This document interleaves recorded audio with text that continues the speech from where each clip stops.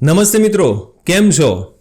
પરીક્ષા પરીક્ષા પરીક્ષા કેટલાય દિવસ સુધી પરીક્ષા શબ્દ આપણે સાંભળી રહ્યા છીએ. આશા રાખું છું કે તમારી પરીક્ષાની તૈયારી બરાબર ચાલતી જ હશે. પણ મિત્રો, આ પરીક્ષા શબ્દ લગભગ દરેકને ડરાવે છે. આજ સુધી આટલી બધી પરીક્ષાઓ આપીને આવ્યા છીએ ને છતાં પણ વ્યક્તિ જ્યારે પરીક્ષા શબ્દ સાંભળે છે ત્યારે થોડું તો નર્વસ થઈ જ જાય છે. પરીક્ષા લગભગ દરેક ઉંમરની વ્યક્તિ માટે સ્ટ્રેસનું કારણ બનતી હોય છે. પછી શાળાની પરીક્ષા હોય, કોલેજની પરીક્ષા હોય કે પછી કોઈ સ્પર્ધાત્મક પરીક્ષા જ કેમ ન હોય, પરીક્ષાનો ભય કેટલાય લોકોના ઉજાગરાનું કારણ બની જતો હોય છે. એવું કહેવાય છે કે મંજિલ કરતાં મંજિલ સુધી પહોંચવાના રસ્તા પર ચાલવાનો આનંદ વધુ હોય છે.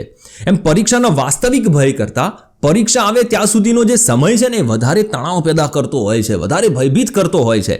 આજે કેટલાય વિદ્યાર્થીઓ, વાલીઓ અને શિક્ષકો પણ આ ભયમાંથી પસાર થઈ રહ્યા છે. બોર્ડની એક્ઝામ ટૂંક સમયમાં જ લેવાવાની છે અને વિદ્યાર્થી તો તણાવમાં હોય જ, પરંતુ એના માતા પિતા, એને ભણાવનાર શિક્ષક પણ પેલા વિદ્યાર્થી જેટલો અથવા તો કોને કે એના કરતાં પણ વધારે ટેન્શનમાં હોય છે, જાણે કે પરીક્ષા એમણે આપવાની હોય. મેં એવા વાલીઓને જોયા છે જેમનું સંતાન અંદર પેપર લખતું હોય અને બહાર ધોમ ધકતા તાપની અંદર ટેન્શનમાં બેઠા હોય. એમને પૂછો ને કે કેમ ભાઈ આટલા બધા ટેન્શનમાં છો, તો ચિંતાતુર ચહેરે કહે છે કે મારો છોકરો અંદર પરીક્ષા આપે છે. પેલા છોકરા કરતાં એના વાલીને 100 ગણું ટેન્શન હોય, બોલો.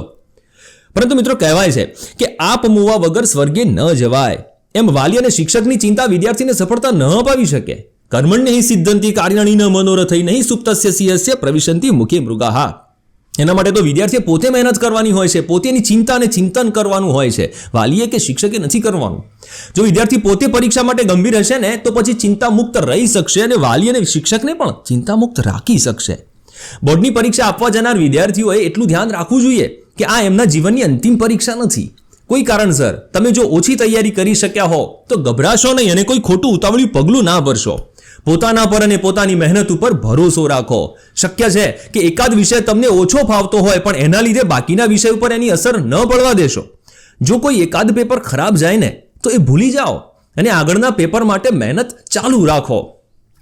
જે પેપર પૂરું થયું છે ને એને પછી જોયા ન કરો કે મારે આમાં આટલા માર્ક્સનું લખાયું ને આટલા માર્કનું છૂટી ગયું ને આમ હતું ને તેમ. જે ગયું એને જવા દો. નજર આગળ રાખો. પરીક્ષા આપવા માટે પોતાને એટલે કે પોતાના મનને તૈયાર કરો, કેમ કે પરીક્ષાનો ભાર શારીરિક કરતાં છે માનસિક વધારે હોય છે. પરીક્ષાના આડે હવે એકાદ દિવસ બાકી છે ત્યારે પોતાને આ સમય દરમિયાન ટેન્શન મુક્ત રાખો.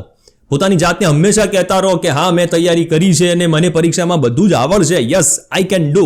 આવા આત્મવિશ્વાસ સાથે પરીક્ષા માટે પોતાની જાતને તૈયાર કરો.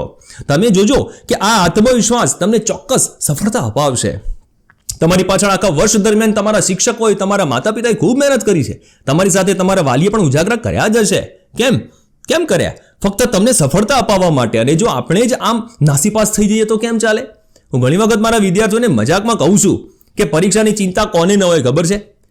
એક તો જેની પૂર્ણ તૈયારી છે ને એનું ટેન્શન ના હોય, અને બીજો એ વિદ્યાર્થી કે જેની બિલકુલ તૈયારી નથી.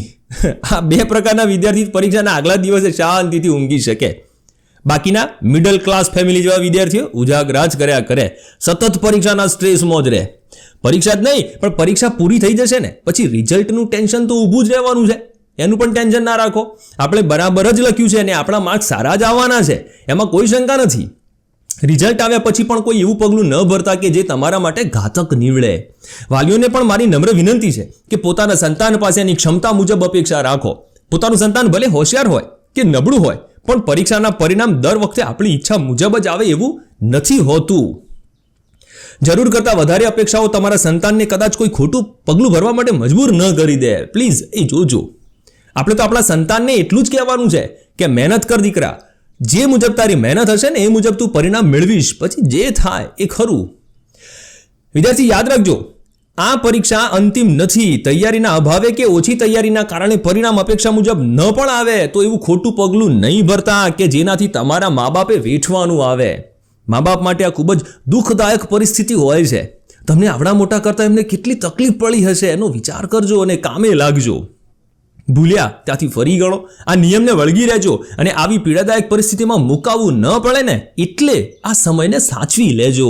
દિલ દઈને મહેનત કરજો. ભગવાન તમને ચોક્કસ સફળતા અપાવશે. Wish you all the best. ખૂબ સરસ લખો, ખૂબ સારા માર્ક્સ લાવો અને ખૂબ પ્રગતિ કરો એવી મારી અંતઃકરણપૂર્વક ભગવાનને પ્રાર્થના છે. ધન્યવાદ.